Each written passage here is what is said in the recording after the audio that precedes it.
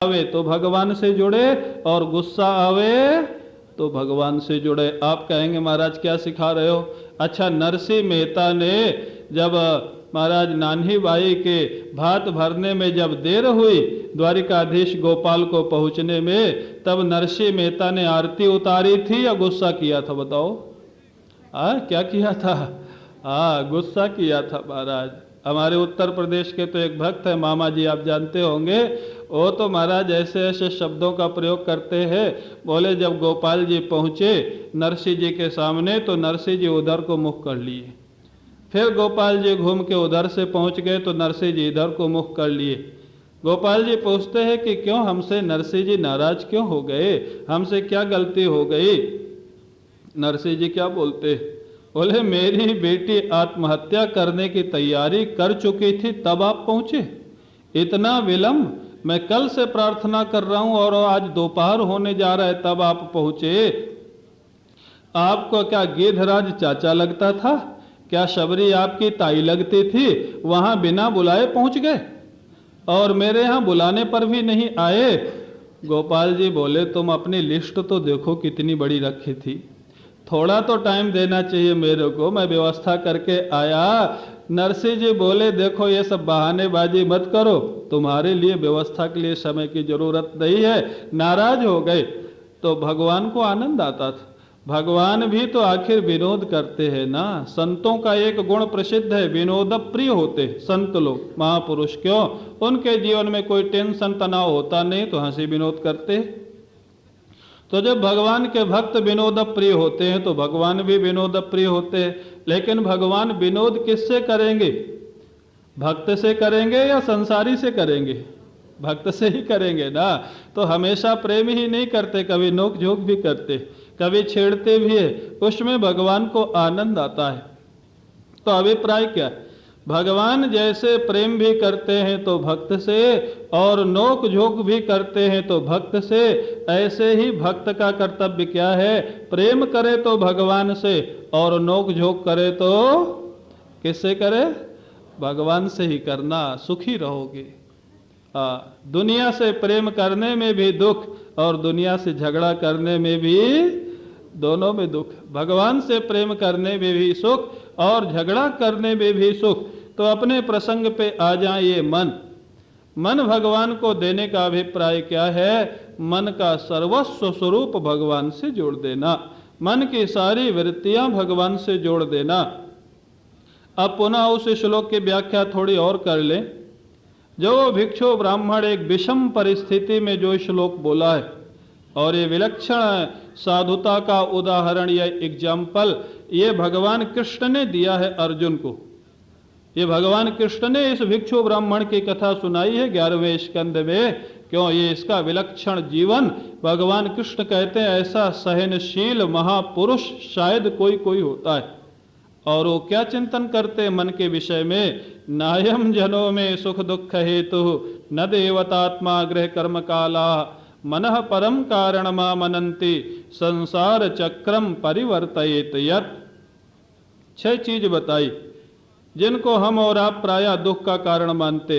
या तो व्यक्ति को दुख का कारण मानते, या देवता को मानते, अकाल पड़ गया, बहुत ज्यादा बारिश हो गई, ये हो गया, वो हो गया, आग लग गई, देवता को कारण मानते।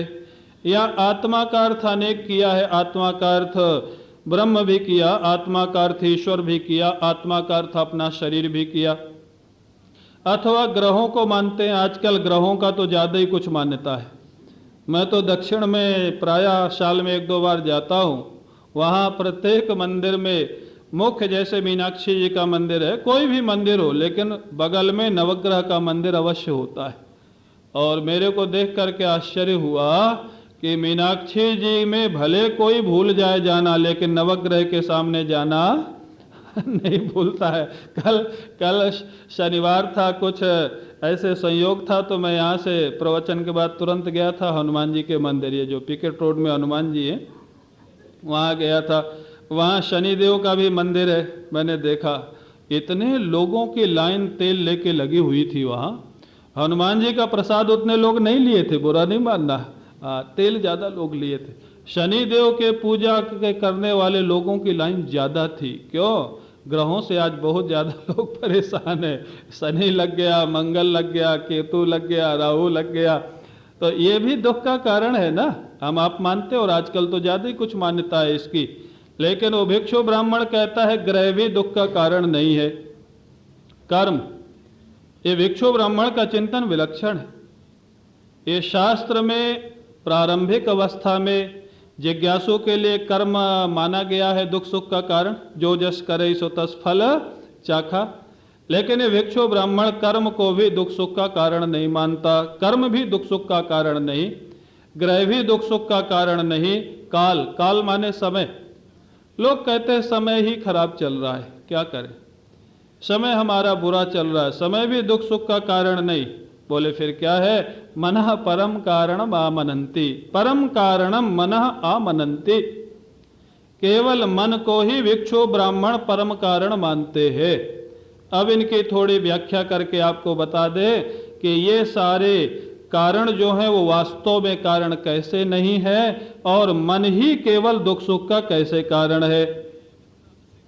कल हमारी सुश्री गिरीश जी की धर्मपत्नी कह रही थी कि मन में ध्यान कैसे लगे, वो भी आप सुनाइएगा। मैंने कहा अवश्य सुनाऊंगा। तो मन के जितने पहलू हैं सारे सुनाए जाएंगे। पहले ये जितने पहलू, पहले क्योंकि अपने यहाँ 2-3 प्रकार की पद्धति है। पहले दोषापनयन होना चाहिए, उसके बाद गुणाधान होना चाहिए। दोषापनयन माने जो हमारे हृदय में कारण बैठे हुए हैं पहले उनको तो निकालो, उसके बाद जब वो खाली हो जाए तब उसमें कुछ रखो। अरे बर्तन में कुछ पहले से भरा है तो ऊपर से डालोगे तो बह जाएगा या रुकेगा उसमें? क्यों भाई? तो पहले जो हम लोग कारण मान के बैठे हैं पहले उनको तो निकाला जाए ना। मनुष्य दुख सुख का कारण नहीं है, ये कल आपको सुनाया गया निंदक के माध्यम से। साधु लोग निंदक को सुख का कारण मानते और सामान्य लोग दुख का कारण मानते। तो निंदक दुख का कारण है या सुख का कारण है? निंदक कुछ नहीं। हमने अपने मन से जैसा मान रखा है, अगर हमने मान रखा है सुखदाई तो निंदा हमको सुख देती है, और मान रखा है दुखदाई तो निंदा हमको दुख देती है। कई लोग प्रशंसा करने वालों से बहुत सावधान रहते, जानते चापलूस हैं, कुछ गड़बड़ कर देंगे। और कई लोग प्रशंसा करने में बड़े प्रसन्न हो जाते, और उनकी कमजोरी वही होती है। जो प्रशंसा जीवी व्यक्ति है ना, वो उनकी कमजोरी का लाभ उठाते। वो जानते हैं कि इनकी प्रशंसा कर दो, वरुणस्तम इंद्रस्तम कर दो, बस इनसे कुछ भी काम करा लो। तो ये जो है, अब प्रशंसा दुखदाई है कि सुखदाई? एक जो साधक है वो सावधान हो जाएगा, जो ज्यादा प्रशंसा करेगा उसके लिए दुखदाई लगती, और एक जो संसारी है वो प्रशंसा करने वालों से बड़ा प्रसन्न हो जाएगा। तो प्रशंसा दुखदाई हुई कि सुखदाई हुई? कुछ नहीं हुई। आपका मन जिस दृष्टिकोण में बैठा है, मन ने अगर प्रशंसा को सुखदाई मान रखा है तो सुखदाई प्रतीत होती है, और मन ने अच्छा गाली कोई आपको देवे तो दुखदाई होती है कि सुखदाई होती है? बताओ क्यों? बोलो, सामान्य रूप से बोलते जाओ। दुख ही होता है ना। आप ही को क्या, हमको कोई गाली देने लग जाए? ये मंच पे बड़े बड़े संत जो हम लोग बने रहते हैं ना, तभी तक बने रहते हैं जब तक माला पहनाई जाती है, स्तुति की जाती है, बुरा नहीं मानना। हाँ, एक दिन माला न पहनाई जाए और एक दिन ठीक से आसन न दिया जाए तो अगले दिन सारा वेदांत हवा हो जाता है, हमको पता है बहुत लोगों का।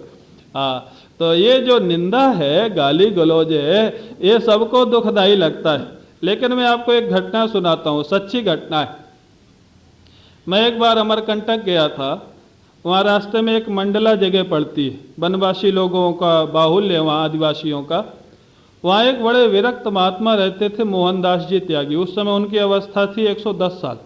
नर्मदा किनारे रहते थे। मेरे को लोगों ने बताया इनका दर्शन करो, तो मैं चला गया।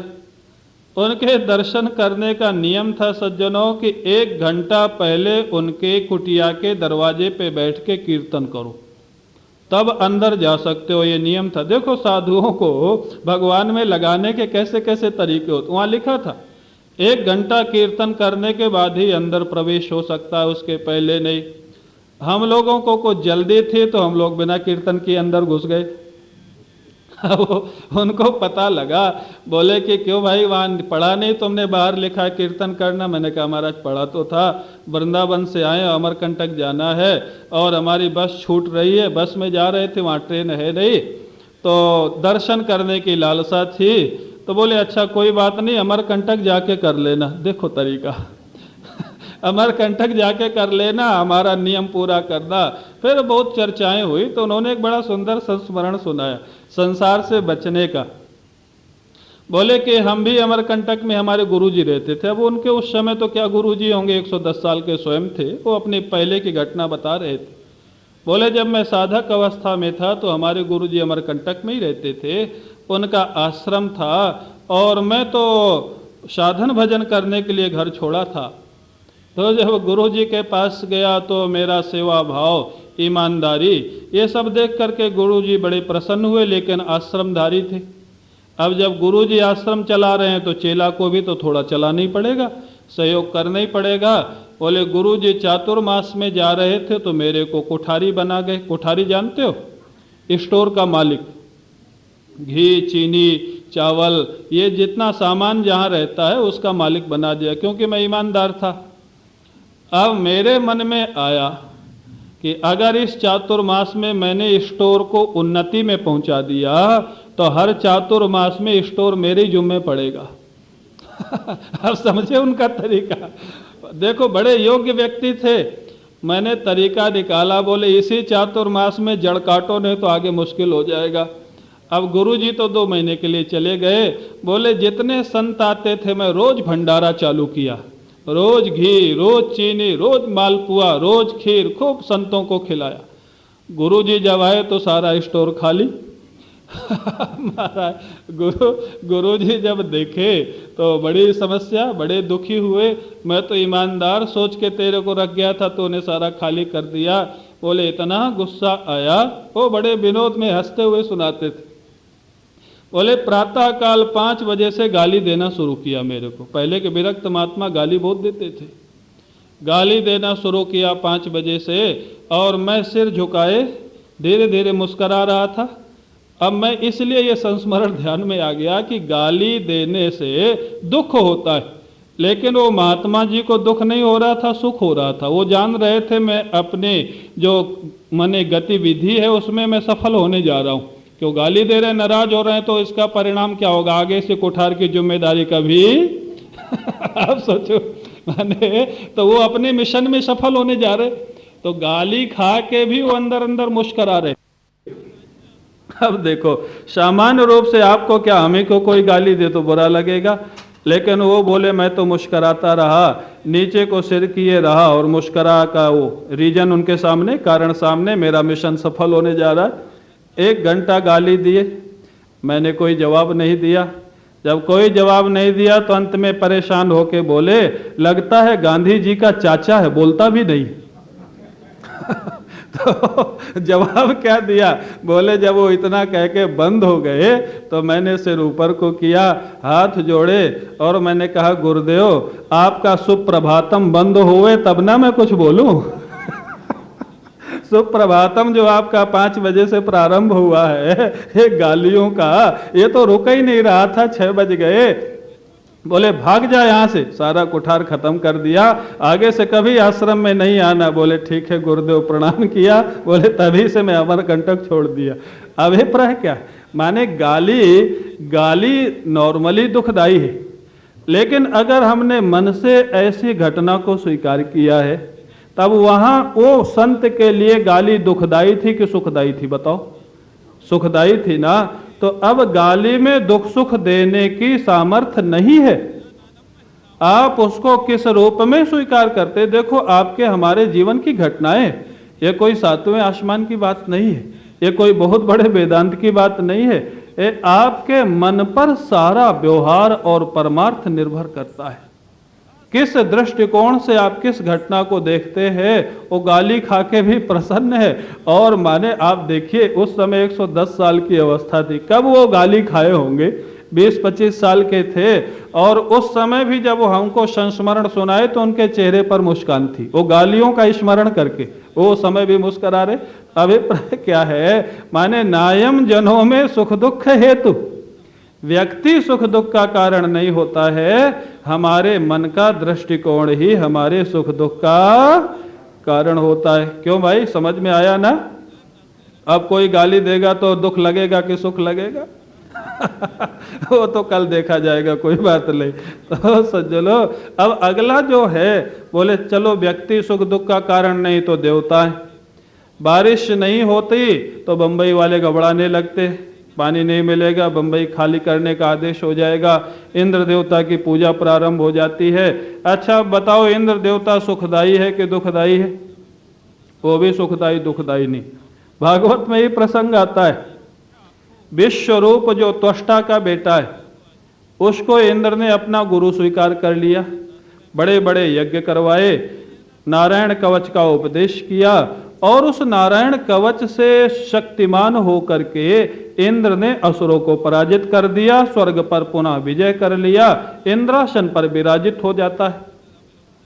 और बाद में वही विश्वरूप जब धीरे से असुरों को आहुति देने लगता था तो अंत में उसका गला काट दिया अपने गुरु का। ये स्वार्थी व्यक्ति की पहचान है।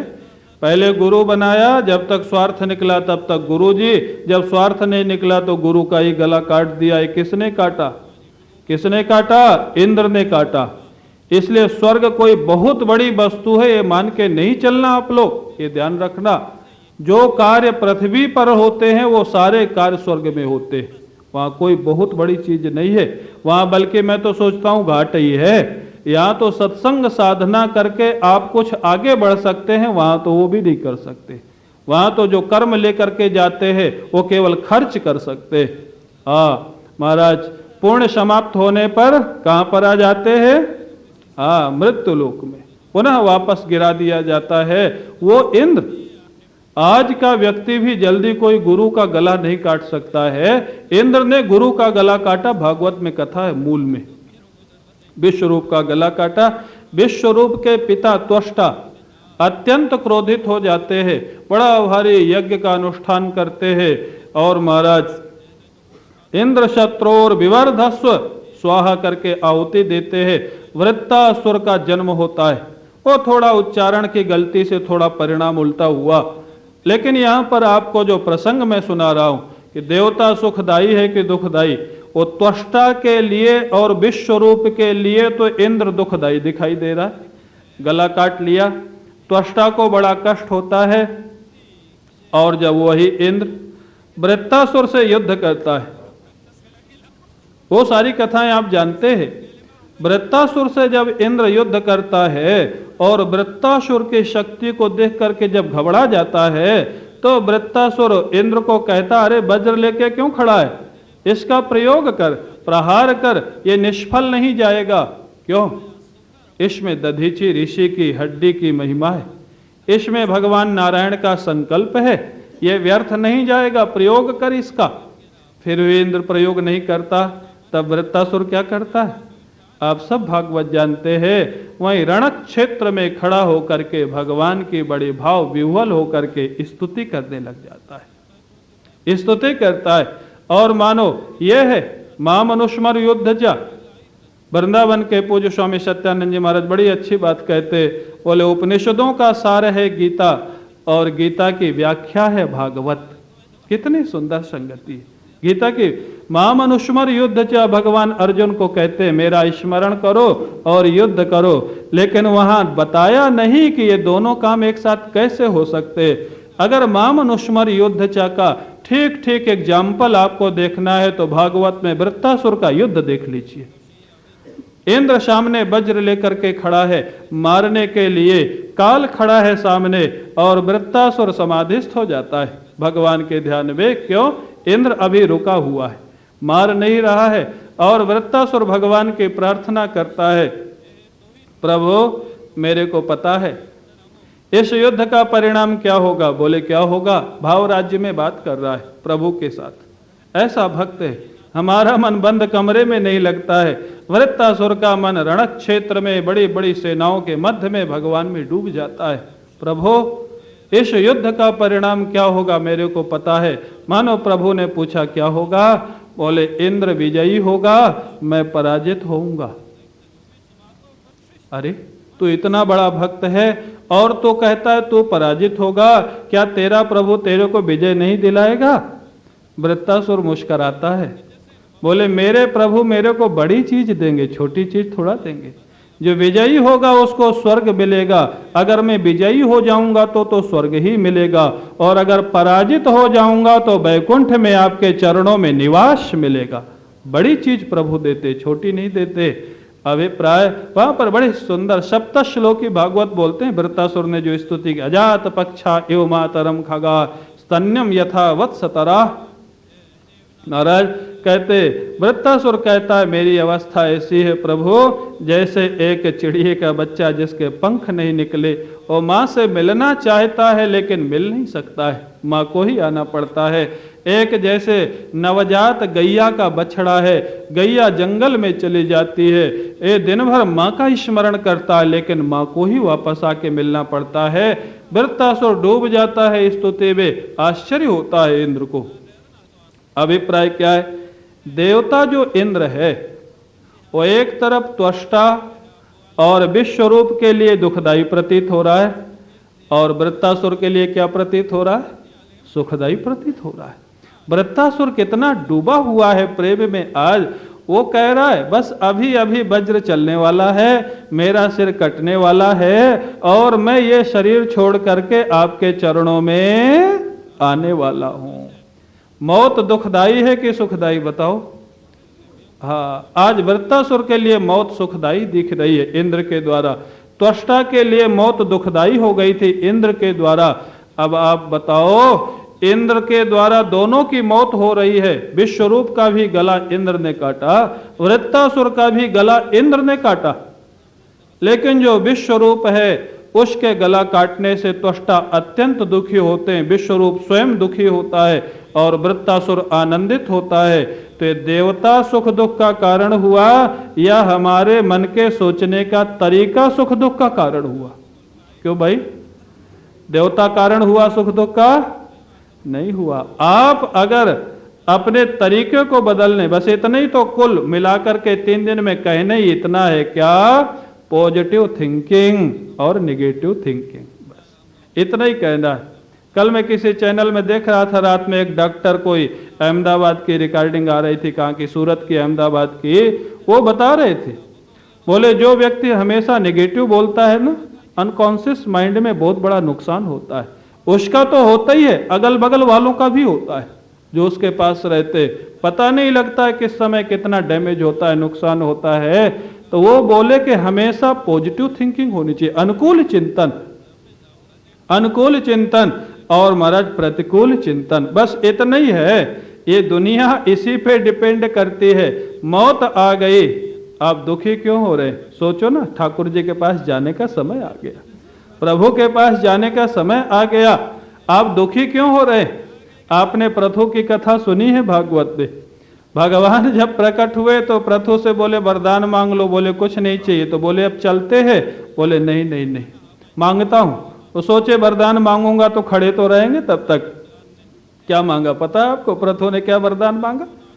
प्रथु ने कहा इस संसार में जब तक रहूं तब तक 10,000 कान दे दीजिए। आप प्रथु के मन की कल्पना करिए जरा, क्या प्रेम है भगवान की कथा में। क्या करेगा 10,000 कान? बोले 2 कानों से कथा सुनने में तृप्ति नहीं होती प्रभु, 10,000 कान दीजिए, 10,000 कानों से आपकी कथा सुनूंगा, और बोले शरीर छोड़ के आपके धाम में आऊंगा, ये मेरा दृढ़ निश्चय है। क्यों? मेरे पिता आप हैं, मेरे स्वामी आप हैं। बेटा अपने बाप के घर नहीं जाएगा तो कहाँ जाएगा? कितना दृढ़ विश्व। ये भगवान से बिल्कुल नहीं पूछा कि मैं मरने के बाद कहाँ जाऊंगा, बोले मैं तो वैकुंठ आऊंगा, ये अपनी तरफ से कह दिया। क्या आपको ऐसा भरोसा है? आपसे अगर पूछे कि कहाँ जाओगे तो बता सकते हो? क्या भगवान पे इतना अपनत्व तो है कि आप कह सकते हो कि वैकुंठ जाएंगे, साकेत जाएंगे, गोलोक जाएंगे? ये प्रथु ने कहा, बोले ये शरीर छोड़ के मैं वैकुंठ आऊंगा आपके पास। आप भागवत उठा के देख ले, इस विषय में नहीं पूछा कि मेरे को वरदान दे दीजिए मैं आऊंगा कि नहीं आऊंगा, बोले मैं आऊंगा। बोले फिर? बोले वहां के लिए एक वरदान दे दीजिए। वहां के लिए क्या चाहिए? बोले वहाँ आपके चरणों की सेवा चाहिए, जब मैं रहूँगा आपके पास में। बोले ये कोई वरदान, मैं तो अपने भक्तों के साथ रहना ही पसंद करता हूँ, चरणों की सेवा में मेरे को क्या समस्या है। बोले आपको समस्या तो नहीं है, लेकिन वहाँ एक सेविका है आपकी, आप समझ गए। लक्ष्मी जी, ये सेवकों में भी झगड़ा होता है महाराज, भगवान के यहाँ भी होता है, सब जगह होता है। हमारे महाराज जी के सेवकों में भी झगड़ा होता था। एक छोटे जी थे, एक दादाजी थे। छोटे जी महाराज जी के बिस्तर में कोई चद्दर बिछा दें और दादाजी आवे तो उनका चद्दर उठा के फेंक दें, अपना चद्दर बिछा दें। अब ये है तो प्रेम ही, लेकिन है तो झगड़ा। तो प्रथु जी ने कहा महाराज आपको समस्या तो नहीं है, लेकिन वहां पर जो आपकी एक सेविका है ना लक्ष्मी, उससे हमारा झगड़ा हो जाएगा कभी न कभी सेवा को लेके। बोले फिर क्या कहना क्या चाहते हो। बोले मैं कहना ये चाहता हूं कि वरदान आप अभी से दे दीजिए पहले से। क्या। बोले अगर हम दोनों में झगड़ा हो जाए कभी सेवा को लेके, तो आप लक्ष्मी जी का पक्ष मत लेना, मेरा पक्ष ले लेना, अभी से पक्का कर दीजिए। क्या भाव है, भगवान की आंखों में आंसू आ जाते। अभिप्राय, आप प्रथु जी की मौत की कल्पना देखिए, मौत उनको दुखदाई लग रही है कि सुखदाई लग रही है। और हमको आपको कोई अगर पंडित झूठा ही बता दे कि 6 महीने में जाने वाले हो, तो 3 ही महीने में आधे हो जाएंगे।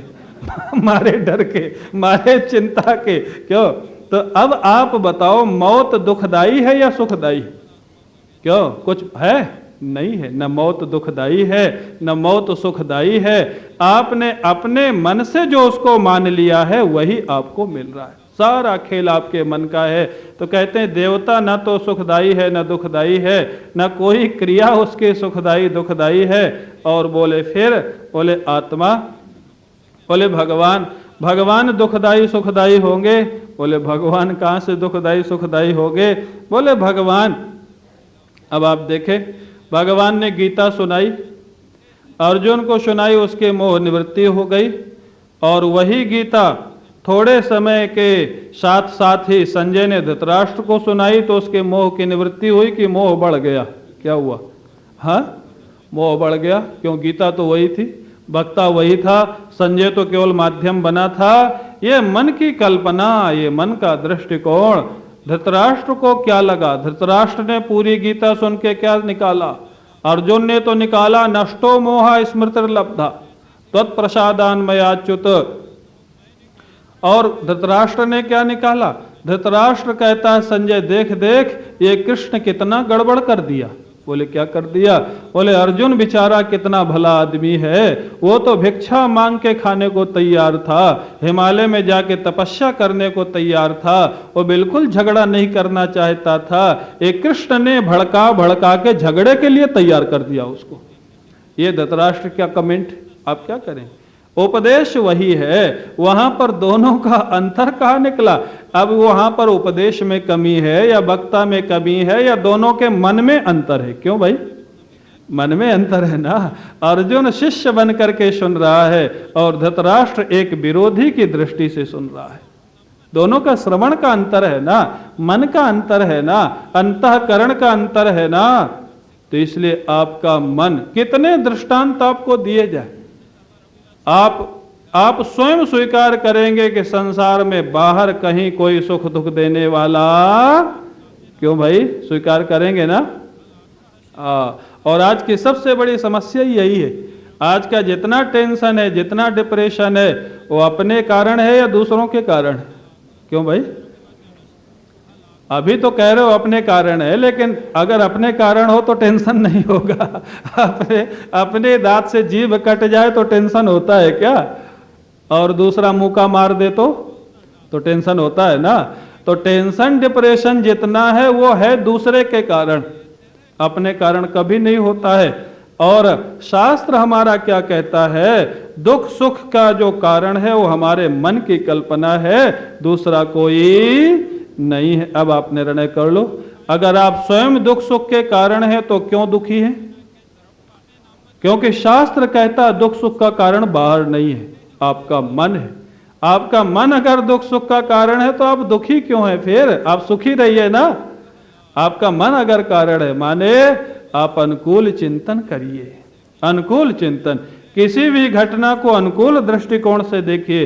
अरे कोई प्रणाम किया, एक व्यक्ति सोचेगा बड़ा श्रद्धालु है, बड़ा विनयी है, और दूसरा सोचेगा बड़ा कुटिल है, कोई काम होगा इसका, तभी ये दंडवत मार रहा है। अरे भाई वो क्या है वो तो बाद में पता लगेगा। जिसने पॉजिटिव सोचा वो थोड़ी देर तो सुखी हो लिया ना, और जिसने हो सकता है वो सच्चा ही हो, और जिसने नेगेटिव सोचा, बस अंतर इतना ही है। वो एक दृष्टांत के रूप में बोलते हैं ना, एक गिलास में आधा गिलास भरा हुआ है दूध या पानी। एक व्यक्ति कह रहा है आधा गिलास भरा है, और दूसरा कह रहा है आधा गिलास खाली है। बस इतना ही है। खाली बोलने वाले को तनाव होगा, और भरा सच है। ईश्वर की लीला है तो भी सामना करो। अगर आप वेदांती हैं तो समस्या है ही नहीं, लेकिन यहां तो सारा का सारा मन कारण बताया जा रहा है। आपका मन, आपका मन, और आप उसको स्वीकार कर रहे हैं। जितने भी दृष्टांत दिए गए आपके ऊपर थोपा नहीं जा रहा, आप उसको स्वीकार करते। कोई देवता आपके दुख सुख का कारण नहीं। आगे आत्मा, ईश्वर की लीला। ईश्वर क्या करता है? कई लोग कहते हैं महाराज, एक व्यक्ति हमारे गांव में था, एक साल बारिश नहीं हुई, सूखा पड़ गया। देखो गांव वाले भी क्या बोलते। मैं तब घर में था, मैं शायद 12-13 साल का रहा हूँगा। हमारे दरवाजे से निकला और हमारे पिताजी से बोले ये भगवान मिलता नहीं है, नहीं तो ऐसी खबर लेता कि वो भी याद करता। क्यों? बारिश नहीं कर रहा, सारी फसल सूख गई, कर्जा लेके बीज बोया है। माने अभिप्राय क्या है? वो क्या सोच रहा है? भगवान दुख दे रहा है, भगवान दुख दे रहा है। और एक भक्त को अगर विष भी गिरधर के नाम से भेजा जा रहा है तो आनंद का अनुभव कर रहा है। मीरा को यही तो कहा गया था ना कि गिरधर का चरणोदक है। क्या मीरा को इतनी पहचान नहीं थी कि ये चरणोदक है कि विष है? क्या आप जानते हैं कि भक्त को इतनी पहचान नहीं होती? भक्त के एक लक्षण में दक्ष जुड़ा हुआ है। 12वें अध्याय में भक्त दक्ष होता है, भक्त बेवकूफ नहीं होता है। हमेशा ध्यान रखना, वो दुनिया से बचने के लिए बेवकूफ बना रहे वो अलग बात है, ये ध्यान रखना। और दुनिया से बचने का उपाय भी यही है, ये भी ध्यान रखना। जिसको भगवान के रास्ते पे चलना है तो दुनिया में बहुत बड़ी बुद्धिमानी प्रदर्शन नहीं करना। पता है, ज्यादा बुद्धिमानी प्रदर्शन करोगे पकड़े जाओगे दुनिया में। ये दुनिया वाले छोड़ेंगे नहीं। कब तक? जब तक दुनिया के काम के रहोगे। तो इसलिए अंत में दुनिया तुमको छोड़ेगी। तो बुद्धिमानी क्या है? जो अंत में तुमको छोड़ेगा तो तुम पहले छोड़ दो ना उसको। अंत ही तो ही तजेंगे पामर, तू न तजय अबहित। जब अंत में छोड़ने वाले हैं तो तू अभी से क्यों नहीं छोड़ देता है? तो सज्जनों, भगवान कभी भी किसी का भला कहीं नहीं करते। कई लोग मानते भगवान को दोष देते हैं, भगवान को क्या हो गया है, भगवान ऐसा कैसे कर सकते हैं। कई लोग हमारे पास भी आते जब कोई विपरीत परिस्थितियां होती है। एक भक्त था जबलपुर में, नास्तिक था, भगवान को मानता नहीं था। उसके पत्नी ने नवान्न पारायण पाठ बैठाला। ये चैत्र नवरात्र था, वो मना करता रहा, लेकिन पत्नी धार्मिक थी, समझा बुझा के बैठाल दिया। ठाकुर जी भी ऐसे लीलाधारी है महाराज। जिस दिन पाठ बैठा वो स्नान कर रहा था, बाथरूम में फिसल गया। अब फिसल गया तो पैर में चोट आ गई, थोड़ा हल्का सा फ्रैक्चर हो गया। अब बाथरूम के अंदर से क्या चिल्लाया? ये नहीं चिल्लाया कि मैं गिर पड़ा, डॉक्टर को बुलाओ। बोले पाठ बंद करो पहले। मैं कहता था पाठ मत बैठा लो, आज ही बैठा, आज ही गिर पड़ा मैं। अब क्या करेंगे? भगवान दुखदाई है। माने अभिप्राय, अरे भाई उसको ऐसे भी तो आप सोच सकते हो। देखो घटना एक है, पत्नी ने कहा उसको ऐसे सोचो ना, पाठ नहीं बैठा होता तो बड़ा फ्रैक्चर हो गया होता, ऐसे भी सोच सकते हो ना। तो अभिप्राय क्या? अब आप देखो, ये सोचने का ही तो अंतर हुआ ना। दुख और सुख दोनों सोचने का अंतर है, न देवता दुख सुख का। घटनाएं अवश्य होंगी, ध्यान रखना। प्रारब्ध के अनुसार घटनाएं होंगी, दैवी घटनाएं होंगी, ईश्वर की लीला में घटनाएं होंगी। घटनाएं आप नहीं रोक सकते, ये भी ध्यान रखना, लेकिन अपने जीवन के दुख सुख को रोक सकते हैं। वो आपके मन के हाथ में। विष आ सकता है, लेकिन विष से दुखी ना होना ये आपके हाथ में है। दुखी हो जाना ये आपके हाथ में है, और दुखी ना होना ये आपके हाथ में। आपको कोई अपमानित कर सकता है, लेकिन अपमान से दुखी होना और सुखी होना ये दोनों आपके हाथ में, अपमानित करने वाले के हाथ में नहीं है। ये ध्यान रखना। बोले आत्मा माने परमात्मा भी दुख सुख का कारण नहीं है। और ग्रह, अब आ गया ग्रह का नंबर। ग्रह माने शनिश्चर है, मंगल है। अब महाराज इतना आजकल व्यक्ति भविष्य को लेकर के चिंतित है, राम राम। कोई एक बार तो ट्रेन में एक महिला जी मिल गई, देवी जी मिल गई, अपरिचित। अब वो कुछ विलंब हो रहा था तो मैं वहीं स्नान करके कुछ अपना जप वगैरह कर रहा था, ट्रेन में ही बैठ के सामने की सीट पे बैठी थी। उनको लगा ये कुछ माला वाला कर रहे हैं, शायद कुछ जानते होंगे। वो क्या पूछते, महाराज कुछ प्रॉब्लम बताना जानते हो? मैंने कहा महाराज अपने प्रॉब्लम में है तभी तो घर से भागे हुए अब उसकी प्रॉब्लम हल हुई कि नहीं हुई, लेकिन उस समय तो बहुत हंसी हो मैंने कहा हम प्रॉब्लम में नहीं होते तो ऐसे घूमते क्या इधर उधर दर दर भटक रहे। माने ना तो ये पूछा कि भगवान के विषय में कुछ बताओ, ज्ञान के विषय में कुछ बताओ, धर्म के। महाराज प्रॉब्लम बताना माने हाथ देखना या मस्तक की रेखा देखना या कुंडली देखना, ये कुछ जानते हो क्या? बड़ा महाराज ऐसे लोगों से जान छुड़ाना बड़ा मुश्किल होता है तो सज्जनों, तो अभिप्राय क्या है? बोले ग्रह, ये ग्रह लगा है, ये शनैश्चर लगा है। आप जानते हो एक बार शनैश्चर भगवान शंकर के पास गया, बोले आपके पास अब आने का समय हो रहा है। भगवान शंकर बोले मेरे यहाँ क्या करेगा तू आके? बोले करूंगा कि नहीं करूंगा वो तो मेरा नियम है, जिसके पास जिस राशि में जाना होता है उस राशि में तो मैं जाता ही हूँ, आपके पास आने का समय हो रहा। बोले ठीक है। शंकर जी ने पार्वती जी को कहा थोड़े दिन तुम पियर चली जाओ, नंदीश्वर को कहा कि थोड़े दिन तुम जंगल में खाओ पियो, गणपति कार्तिकेय को कहा जाओ तुम अपना काम करो। शंकर जी समाधि लगा के बैठ गए, बोले आओ बाबा आ जाओ क्या करोगे? हमारे पास कुछ होगा तब ना बिगाड़ोगे, न पत्नी है न बेटा है न नंदी है, क्या बिगाड़ोगे? बैठे रहो तुम। तो शनैश्चर क्या करेगा? और दूसरी बात, एक बड़े अच्छे ज्योतिषी हैं वृंदावन में, उन्होंने बताया शनैश्चर की दशा जो होती है वो हमेशा सबके लिए खराब ही नहीं होती। शनैश्चर उन्नति का भी कारण होता है, इसमें भी देखो आपका मन कारण। और उन्होंने तो यहाँ तक बताया है जितने बड़े बड़े महापुरुष हुए हैं, इन महापुरुषों के घर छुड़ाने का कारण प्रायः शनैश्चर ग्रह की दशा होती।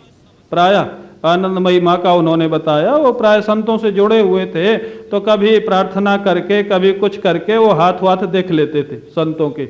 अच्छे ज्योतिषी थे, उनका कोई माने धंधा नहीं था पैसा कमाई का, लेकिन जानकारी अच्छी थी। एक हाथी बाबा वृंदावन में रहते थे, उनके पास एक बार बैठे हुए थे, तब उनके पैर की रेखा दिख गई उनको। वो बोले बाबा आप बुरा ना मानो तो मैं थोड़ा आपका हाथ देख लूं। अब बाबा मुस्कराए, वो जान गए कि कुछ इसको चक्कर लगा होगा। बोले अच्छा देख ले। देख लिया। बोले बाबा मेरे को समझ में नहीं आ रहा है, मेरी जानकारी गलत है या आपकी रहनी गलत है? बोले क्यों? बोले आपके हाथ और पैर में दोनों में राजा राजयोग लिखा हुआ है, राजा होने के महाराज संयोग लिखा हुआ है हस्तरेखा में, और आप यहाँ तो फक्कड़ महात्मा झोपड़ी में पड़े हुए। हाथी बाबा मुस्कराए। हाथी बाबा बोले कि तो ज्योतिष पढ़ा तो है लेकिन कढ़ा नहीं है। कढ़ा नहीं, ये उधर की भाषा है। कढ़ा नहीं है माने शाब्दिक ज्ञान तो है, लेकिन उसको कहाँ किस ढंग से लगाना चाहिए वो अनुभव नहीं है। बोले कढ़ा क्या होता है बाबा? बोले तूने ये तो देख लिया कि राजयोग है, मेरे को राजा होना चाहिए। बोले हाँ महाराज राजयोग है, राजा होना चाहिए आपको। तो बोले अभी मैं तेरे को क्या दिखाई दे रहा हूं? बिड़ला जी आके दंडवत मारते, जेके वाले आके दंडवत मारते अरे राजाओं का राजा तो मैं बैठा हूं, क्या कोठी किला होने से ही राजा होता है क्या? अभिप्राय क्या? वो बड़े अच्छे सज्जन थे, एक दिन मेरा भी हाथ देखा।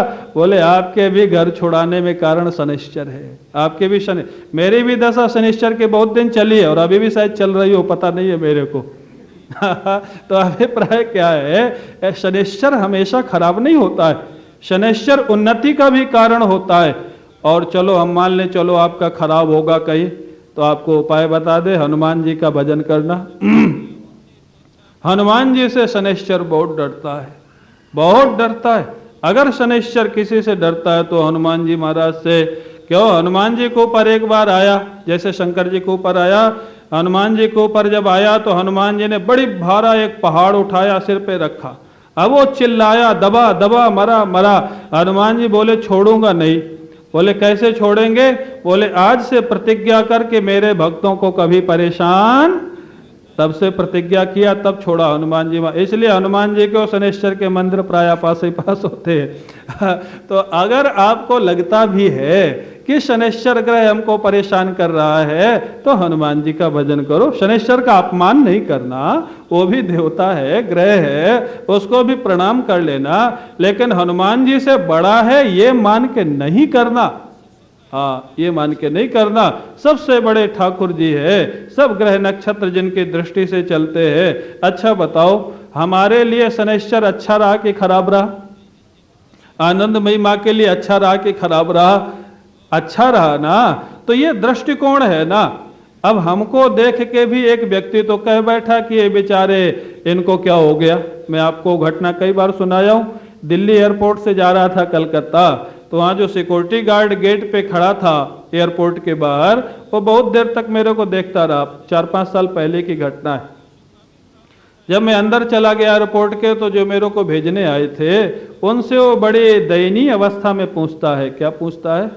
बोले इस बेचारे को, मेरे लिए पूछता है, इस बेचारे को इतनी छोटी अवस्था में बाबा किसने बना दिया? वो तो बड़ा, मैं दुखी नहीं लेकिन वो दुखी था मेरे लिए।